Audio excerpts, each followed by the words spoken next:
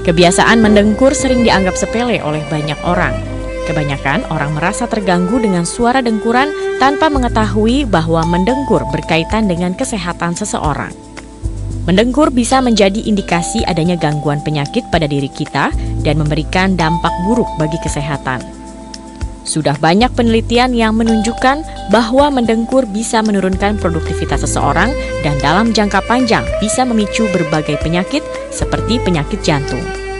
Jika Anda atau keluarga Anda memiliki kebiasaan mendengkur, berhati-hatilah.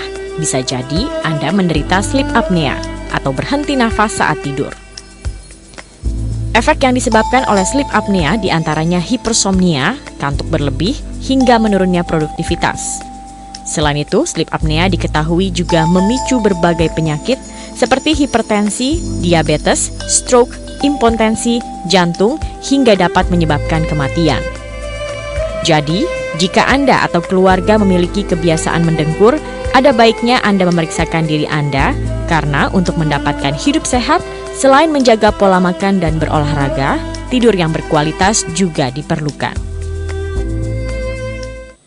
Ya, ternyata mendengkur tidak bisa dianggap hal biasa. Dan untuk berbicara lebih lanjut tentang mendengkur dan efeknya terhadap kesehatan, sudah ada di saat ini bersama kita Dr. Andreas Prasaja yang merupakan sleep physician. Selamat siang, dokter. Selamat siang. Jadi ternyata mendengkur itu tidak hanya sekedar tanda sebagai kelelahan saja ya, dok. Ini bisa ada efek sampingnya. Jadi yang kita harus waspadai sebenarnya adalah jika seseorang itu setiap tidur mendengkur.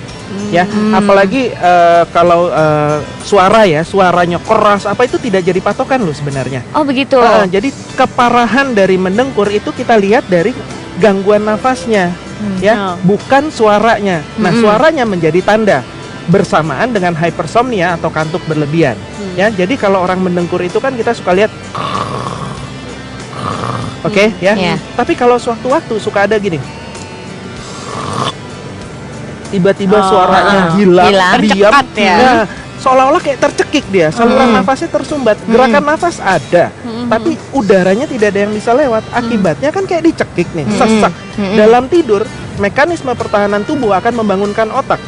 Bangun nafas, gitu ya. Dan si penderita akan, nah otaknya terbangun, tapi tidak sampai terjaga, nggak sadar.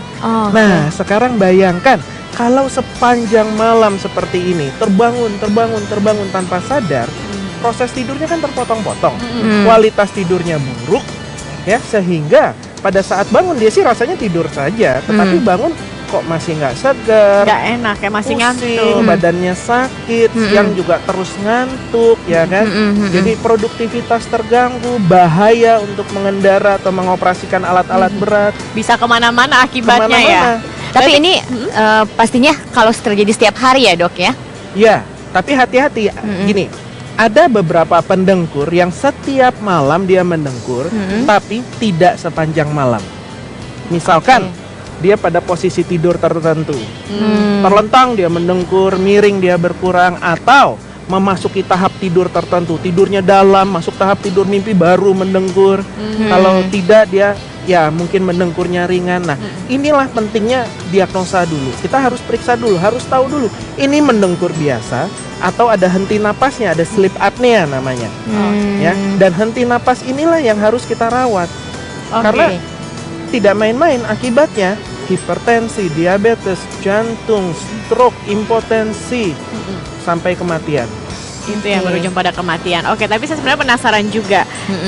Mengorok seperti apa yang masih wajar, mengorok seperti apa yang tidak wajar, dan bagaimana kita bisa mengenali tanda-tandanya. Tapi kita harus jeda dulu, dokter. Kita akan kembali pemirsa setelah jeda pariwara berikut ini. Dan Anda bisa bergabung dengan kami jika Anda memiliki pertanyaan di 021 58 3022. White Chat akan kembali masih membahas mengenai mendengkur sesaat lagi.